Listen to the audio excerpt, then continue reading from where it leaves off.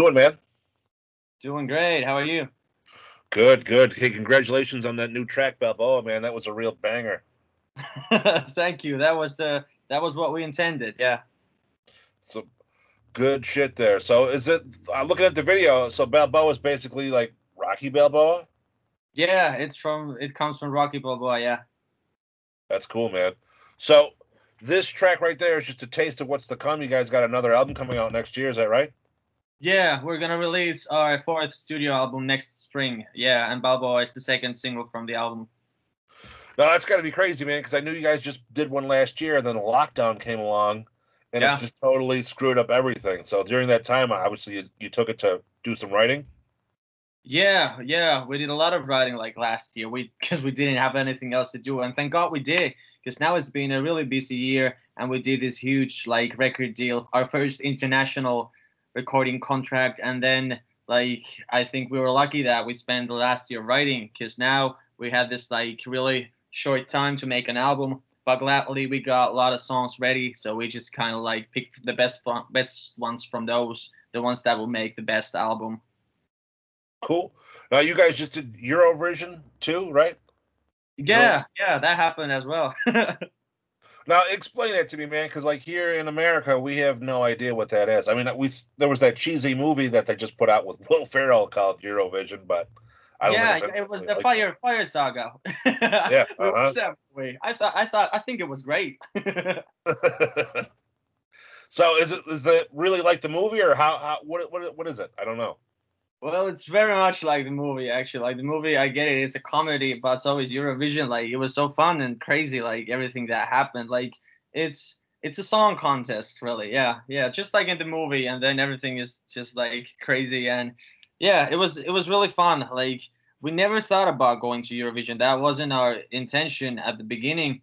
But when everything got canceled, our shows got canceled, and we didn't like. We suck at waiting. We suck at staying still. So we just kind of we didn't have anything else to do, and then our guitarist said that fuck it, let's go to Eurovision, and we were like, okay, let's do it.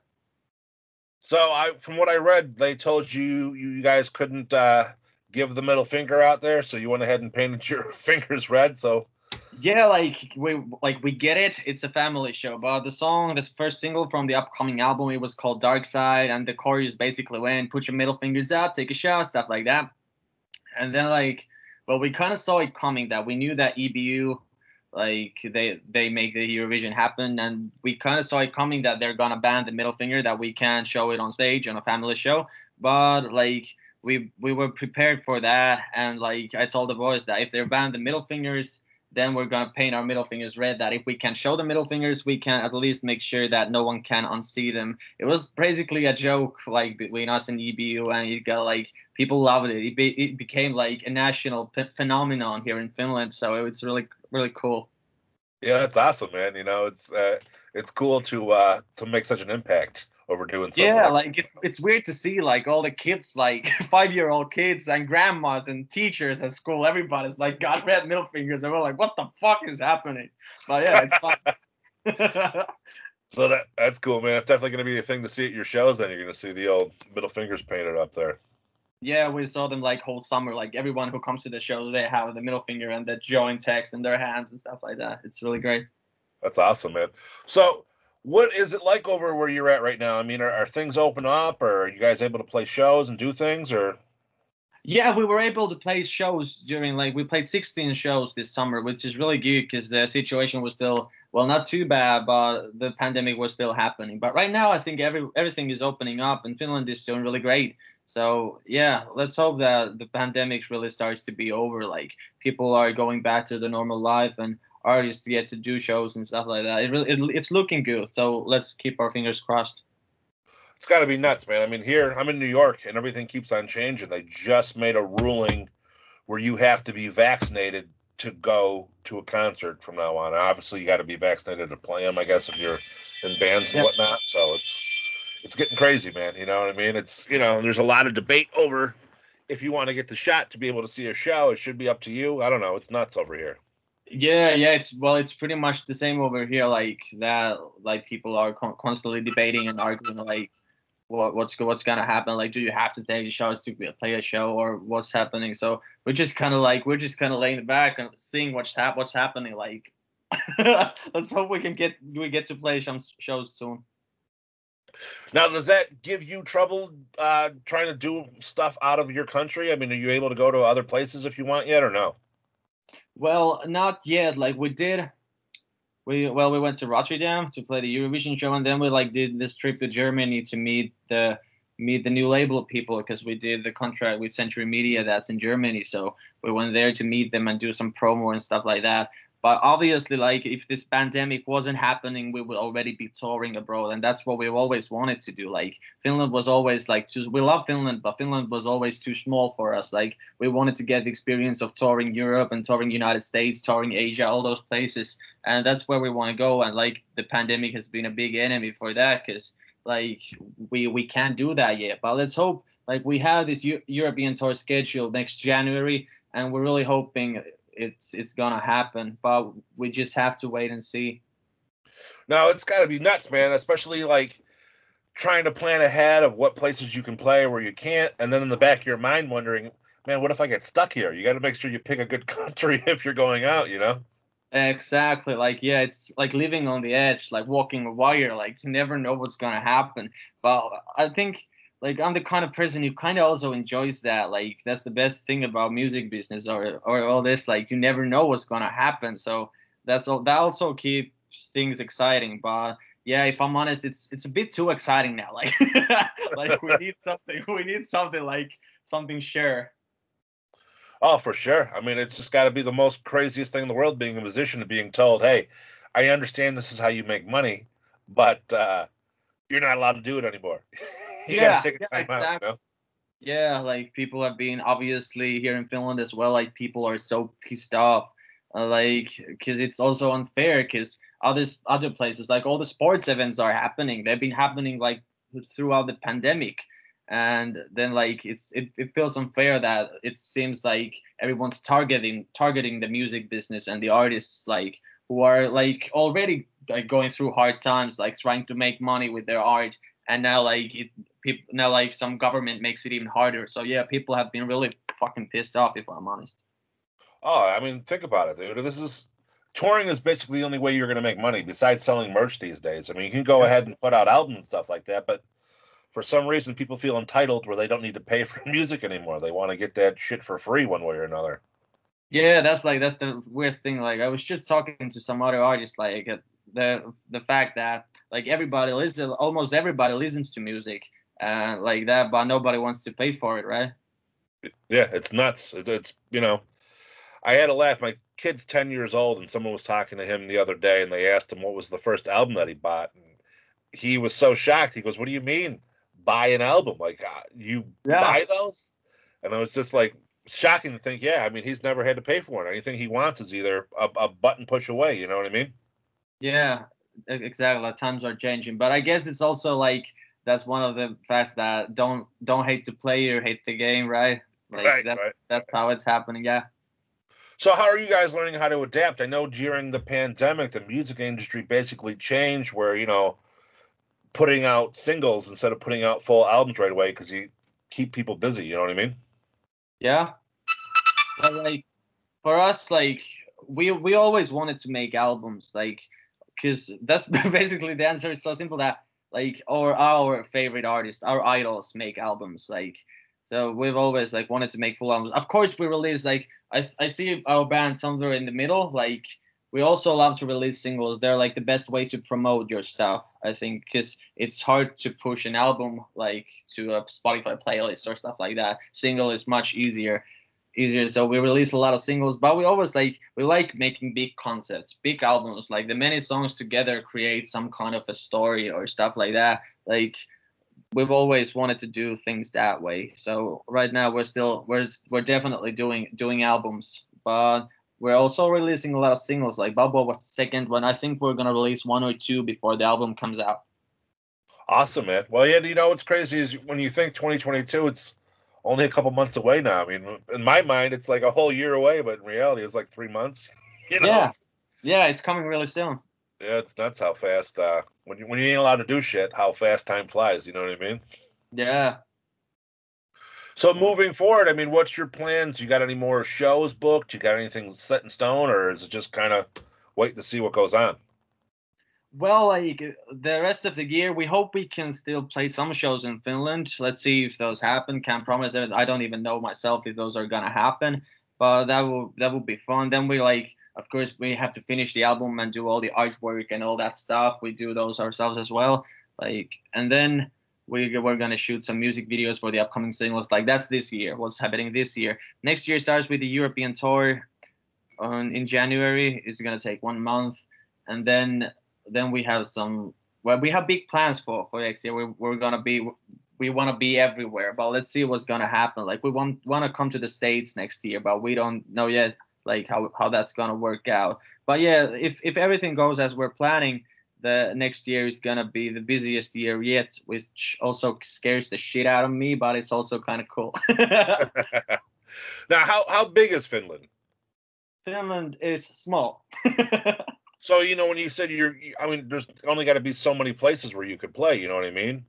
Yeah, like it's fast. Like, and we've been doing this for 8 years, and it also almost it already feels like we've toured the whole Finland like many times. We know everybody in the music business. Like we knew them like when we have been doing this for 5 years maybe, and then it already felt like we had met everybody in the business and the other artists and stuff like that. Like there's only 5 million people here, so yeah, it's not big enough for us. Like even though we love Finland, but we see that the big game, the game we want to play, it's happening outside Finland, like the global stuff.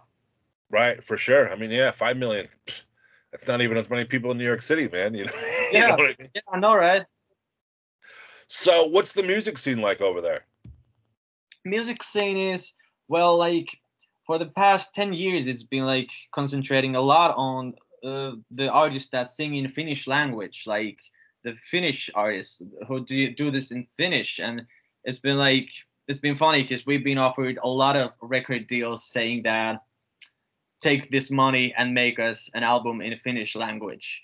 But yeah, we wanted to stay true to our own thing, so we never agreed to those terms and did it. Said basically "fuck you" and threw the contract out of the window.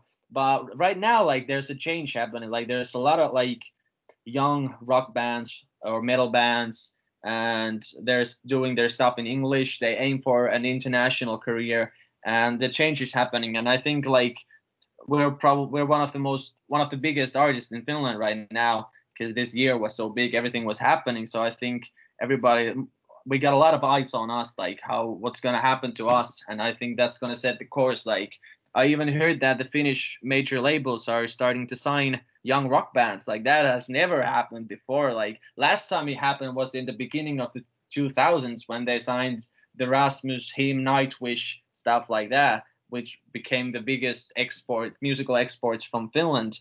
And of course, I'm hoping that we're gonna be the next one, and many young bands follow our path to aim for the international career. Now, you mentioned Nightwish, man. How crazy is it like when you guys are playing overseas, you're playing for huge amounts of people, but like when Nightwish comes to my area, they're playing at a smaller club, which has got to be it's mind blowing. You know what I mean? They're playing for like 700 people when they're used to playing for like 10, 20,000, 30,000 people. Yeah, it's crazy, but that's kind of how it goes. Like you have to build different like European game, Finnish game, the game in the United States. Those are different games. You can't expect that you're a superstar. Of course, it can happen that you're a superstar in one of those games, one of those areas. Like it's a good market and you're doing really well, and then you go to another base and you other place and you're like instantly a star over there as well. Of course, it can happen, but we've always seen it like a game of like you have to conquer the audience like always again and again. Like when we come to United States, we are not expecting to sell out any big huge venues just because we can do that in Finland or maybe somewhere in Europe. We get it that we have to start from the grassroots level and start building from there. We've never been afraid of like working really hard, and we've also always been kind of realistic about it. Now, does that like do a hindrance from coming to the States? I mean, I imagine everyone's goal is to come to America to make it big, but when you're in your own country and you're the top dog, you know what I mean? It's got to be, different coming here and having to basically start over to try and make a name for yourself. Yeah, it's different, but of course, like that's what we love about this. Like, and you need to like keep yourself. That keeps us focused, and you have to aim big. Like Finland, I'm sorry to say this, but Finland was too fucking easy. Like this was too easy. Like we were expecting, like when we started this band, we knew that this is gonna take 20 years to until something happens. And now we've been together for 8 years, and we're already like right now we're the one of the biggest bands in Finland. So like we still have a lot of dreams that haven't yet come true. Like we want to be in United States. We want to like make huge concerts in Europe. We want to be on fucking Wembley, and that's still far away. So when you sign to something like Century Records, is that easy? Because they give you the push to like tie you up with other bands for bigger tours? Yeah, of course it helps. Like now we have the muscles around us, if you know what I'm saying. Like right.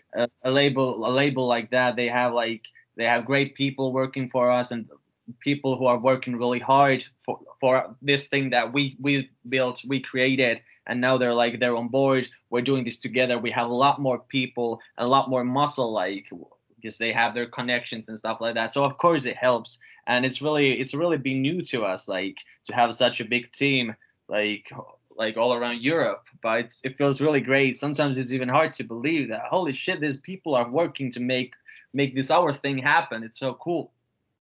That's awesome, man. Good for you. I mean, especially being as frustrating as it must have been having everything stripped away during the lockdown for you guys to make such a come up during that time. I mean, getting signed to a label, doing Eurovision. I mean, having hundreds of thousands of streams on your songs over this time has got to be amazing. Yeah, it was really like we really survived this pandemic, because when this pandemic started, like we have been building this momentum for like 7 years, and then everything was canceled. And like I think many of us thought that holy shit, this is the end of Blind Channel. If we have to start over, like to make this momentum happen again 7 years from now, we're not gonna be able to take it. But then we just decided that we're not gonna we are not gonna spend this pandemic sitting at our rehearsal place and doing nothing. We're gonna do something. And then we made a lot of songs. We did Eurovision, and then we did this international record deal. And now when the pandemic is over, we have 10 times the fans that we had before the pandemic, and now we're ready to fucking roll. There you go, man. That's awesome. Now, for those that are watching this, they want to get your music, they want to know about tour dates, they want to just check out the band in general. Where do they go? What do they do for everything? Yeah, well, where do I start? Well, we're Blind Channel. We're Blind Channel. Check us out. We call our music violent pop music. We've been doing that for 8 years. Check out our newest single, Balboa. Like, we just released it a month ago, a little more than a month ago. And then in next January, we're going to be on European tour. It'll be Eskimo Cowboy and One Morning Left. We're going to be touring all around Europe. And after that, we have a lot of big things that coming that I'm not allowed to talk right now. So can't wait to see you. Check us out, and hope you like us. So they just go to blindchannel.com and it'll have links to all your social media and all that shit? Yeah, blindchannelofficial.com actually. And then you can just type in Blind Channel, like you find our Instagram or our Facebook, Twitter, all that. Just check us out. Perfect, man. All right, it's been a pleasure speaking with you, and I can't wait to see you guys off to bigger and better things. Hopefully, sometime next year you'll be in the States here. We'll kick back, have a beer, and shoot the shit. Yeah, let's hope so. When we come to States, let's grab a beer. Definitely, man. All right, man. Take care of yourself. Yeah, you too. See ya.